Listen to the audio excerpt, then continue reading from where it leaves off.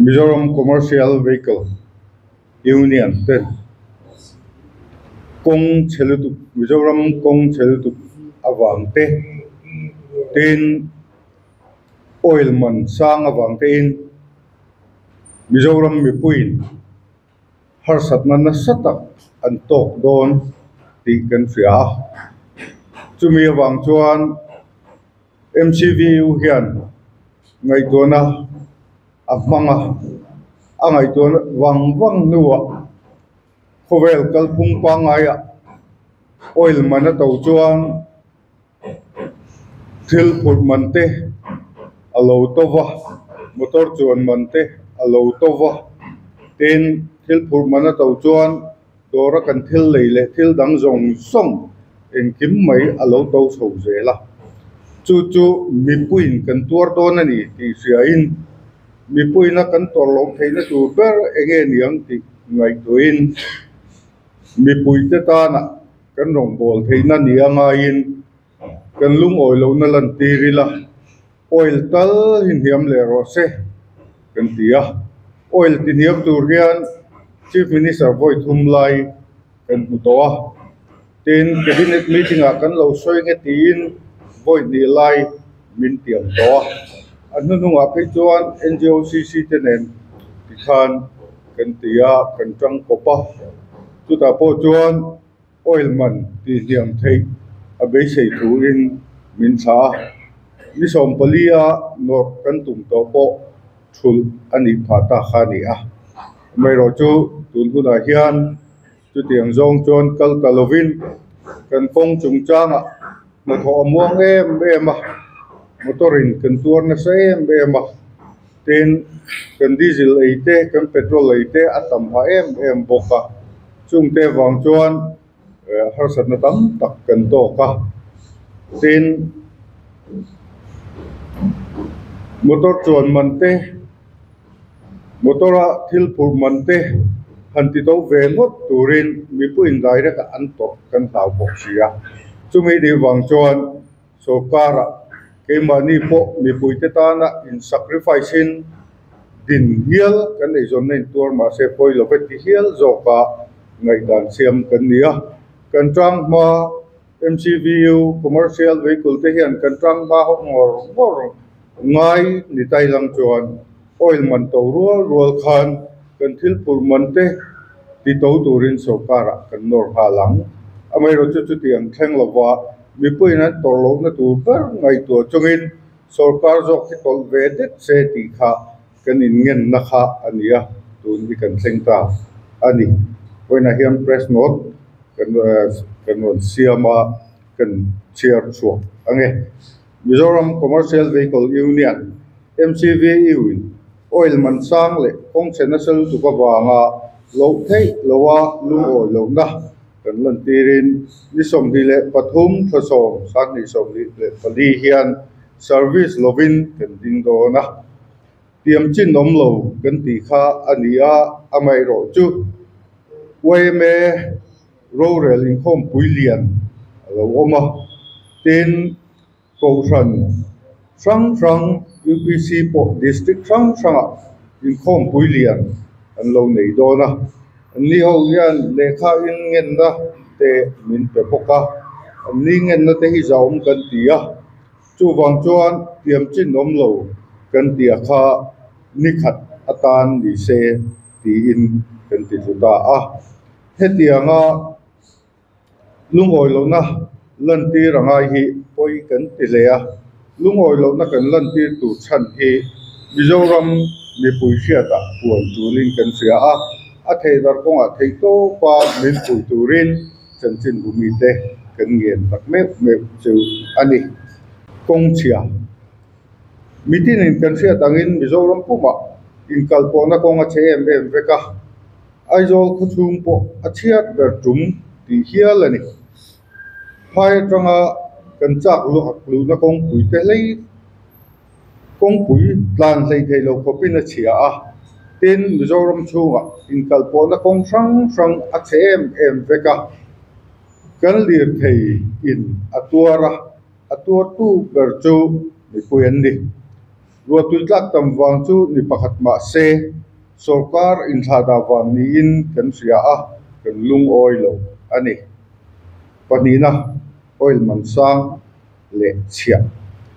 Mizoram sarkar chuan petrol le diesel man tipungin chia alata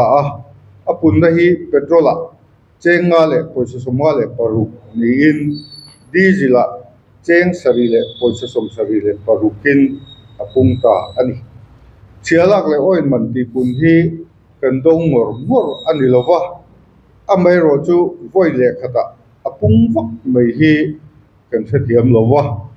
thil man zong ati to tur le mi pui ahong tu te thirin chief minister po voi thum lai kan bu ani central OMA delda NGO coordination committee in diesel le petrol hi cheng thum ve a dil diam thei an inrin awangin an thu le langai chang tura min ngen awangin kan hun tiam na sa po kan tol to ani pathumna ahun kan tilo Mizoram po kong chia ni thea e jong tu te min hong em kong chia kan motor atangin atluwa in hu chuanan te motor chasiam nan te cheng tam tak kan senga lir thei tam tak phei chu mun tam taka an service thei to lo hiala hei hi sumo ko sang tan thin te point tha chuang fe kan lo tuar to lom poka chu tiang din hun har sa a kan din me kolaya sarkarin oil man ati sa mai hi ahun kan tilo le ani kalina mi puite kan ngen na oil man ato hian lir theya e jong chau te ahong lova chung ko tin min honga oil man to chuan bungrapur man oil man ato chuan bungrapur man asang lo thei lova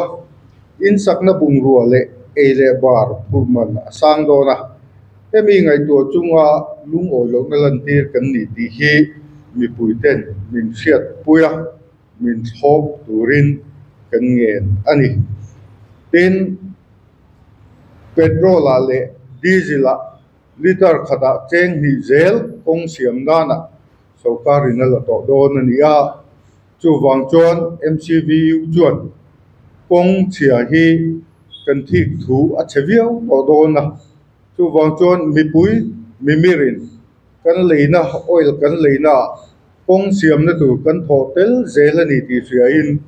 mi pui zong song te point kong chia thik thu ti chethar turin kanin ngenin kanin sombok ani e ke hi isimal soma kania MCV wa hian president kani tin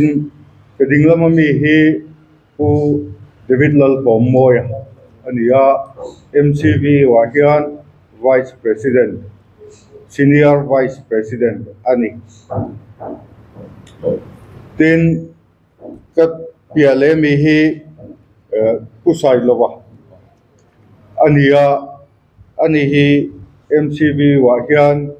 kan vice president nilai ani tin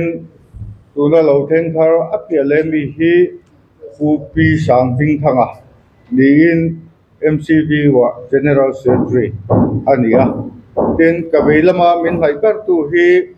pu dinatlaw nia MCV wa hian information secretary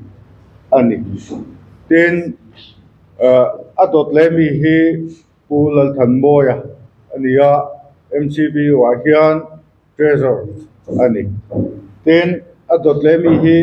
pu si van lal vena ania ani hi MCV wa hian finance secretary ani tin MCV wa hian Paul Som pakhat in register thap in affiliate thap membership fee te po pe kan oma chunga chuan Aizawl City Bus Owners Association ACBOA ten Mizoram Truck Owners Association MTOA ten Mizoram Mexicab Owners Association MMCOA tin Interstate Mexican Service Association IMSA tin 407 Tipper Association tin Pickup Owners and Drivers Association tin Aizawl District Auto Rickshaw Owners Association in All Mizoram Car Rental Association, Mizoram Tipper Association, Le. Nizan loka khat min thop lo tu kan member ni reng thil an member ni na chun la nu dok lo wa chu ata kan ti Aizawl two-wheeler taxi association ten ya som hi tun din huna hian in affiliate kan om wa ten